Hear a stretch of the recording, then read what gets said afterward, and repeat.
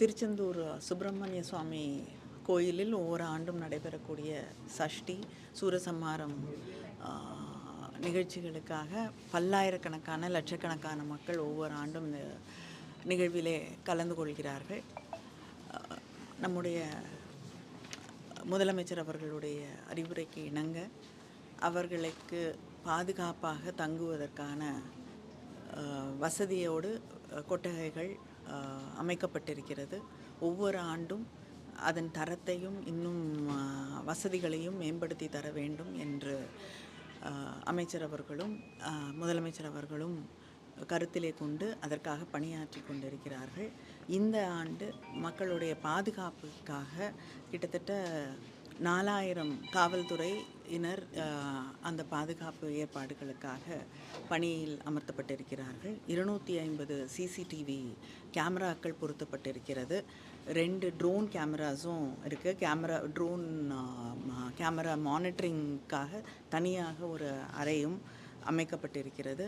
மருத்துவர்கள் கிட்டத்தட்ட 20 மருத்துவர்கள் 50 செவிலியர்கள் இந்த பணிக்காக எங்கள் மக்கள் வந்து ஏதாவது மருத்துவ உதவிகள் தேவை என்றால் அதற்கு பணியிலே அமர்த்தப்பட்டிருக்கிறார்கள். 14 ஆம்புலன்ஸஸ் வந்து இங்கே நிறுத்தப்பட்டிருக்கிறது. தூய்மை பணியாளர்கள் 650 பேர் இந்த பணிகளுக்காக அவர்கள் நியமிக்கப்பட்டிருக்கிறார்கள். 400 கழிவறைகள் இங்கே இருக்கிறது.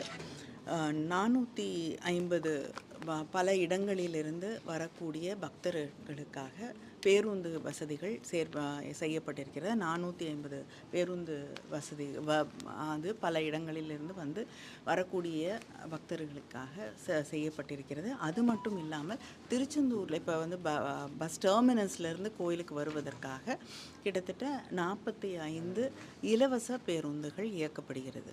அதாவது அவங்க வந்து இறங்க இடத்துலேருந்து கோயிலுக்கு அருகே வருவதற்காக கிட்டத்தட்ட 45 பஸ்ஸஸ் வந்து ஏற்பாடு செய்யப்பட்டிருக்கிறது. கோயில் அந்த சூரசம்ஹாரம் முடிந்து கடலில் குளிக்க போகக்கூடிய அவர்களுக்கு பாதுகாப்புக்காக கிட்டத்தட்ட ஒரு 80 பேர் நீச்சல் தெரிந்தவர்கள் அவங்கள வந்து பாதுகாக்கக்கூடிய அதிகாரிகள் நியமிக்கப்பட்டிருக்கிறார்கள். ஒரு 8 போட்ஸ் வந்து நிறுத்தப்பட்டிருக்கு.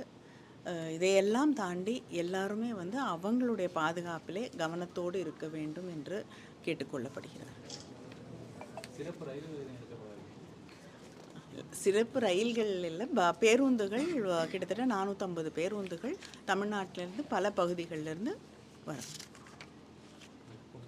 வேறு பல பகுதியிலிருந்து வராங்க, உள்ளூர் விடுமுறை விடுறாங்க, தமிழ்நாடு முழுவதும் பொது விடுமுறை விடுறதுக்கான வாய்ப்புகள் இருக்கிறதா? இல்லைங்க, இந்த பகுதியில் நடக்கக்கூடிய ஒரு நிகழ்ச்சி, அதனால் இங்கே இருக்கக்கூடியவங்களுக்கு வந்து விடுமுறை விடலாம். எல்லா இதுக்கும் ஒவ்வொரு பகுதியில் இருக்கக்கூடியவர்களுக்கு வந்து விடுமுறை விடலாம். வந்து தமிழ்நாடு முழுவதும் இருக்கக்கூடியவர்களுக்கு விடுமுறை என்றால் அதுவும் வேற ஒரு பிரச்சனையாகும். சரி.